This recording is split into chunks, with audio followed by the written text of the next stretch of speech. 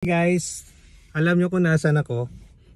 Nandito tayo sa Lucky Supermarket kasi gusto ko bumili ng gulay. Sabi nila daw parang sa Pilipinas lang. So kung gusto mo bumili ng gusto mo na mga gulay or karne o ano pa, mayroon daw dito. So tingnan natin guys.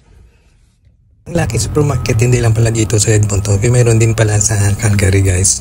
So nag-open sila 9 AM up to 9 PM sa gabi. Tinatawag pala to guys na Asian Supermarket kasi lahat ng iba-ibang mga Asian pumupunta dito kasi nagluluto sila ng gusto nila. Kasi kung gusto mo lutuan si Mrs. o lutuan yung jowa mo, pumunta ka dito kasi mayroon sila lahat ng mga gulay, lahat ng mga na gusto mo lutuin na dito lahat. At saka mayroon din sila mga prutas, nakita mo na yung mga prutas na fresh.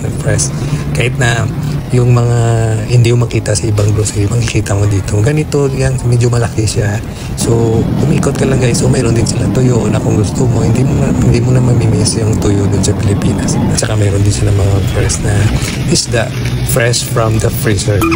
Mayroon din sila aquarium kung gusto mo, makita mo yung aquarium din sila dyan na gusto mo pumili. At saka ito, na-ready na para hindi mo na kailangan i-cut, hindi mo ipakat sa kanila yung ang mga karne o gusto mo manok, meron din sila pwede mo ipakat sa kanila.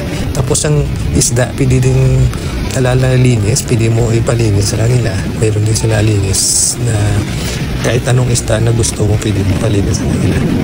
Itong area dito meron naman sila mga karne na ready na at least hindi ka na kailangan magkarpa or kailangan mo pa ipagaling doon sa sa tindahan. At saka meron din sila mga dairies at saka mga drinks kung gusto mo na mga cold drinks o lahat ng mga Asian. So ito kung emergency na nagta-travel ka dito, mayroon din sila dito mga shampoo at saka yung gusto mo mga toothpaste, lahat ng mga kailangan meron din sila dito.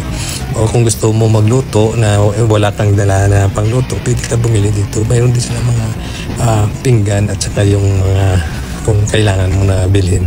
Ito ang pinaka-paborito ng mga Pilipino guys, Jack and Jill. Wow! So, makita mo dyan. So, nandyan. Kompleto din. Hindi mo naman i-miss masyado kasi mayroon din dito. At saka guys, kung after mo grocery na magutom, mayroon din dito. Pwede ka magpaluto ng sabaw. Mayroon din sila fa dito. At saka kung gusto mo, dalhin mo ang jowa mo para hindi ka masyado magastusan. So, maganda naman ang area guys. So, yun lang guys. Thanks for watching.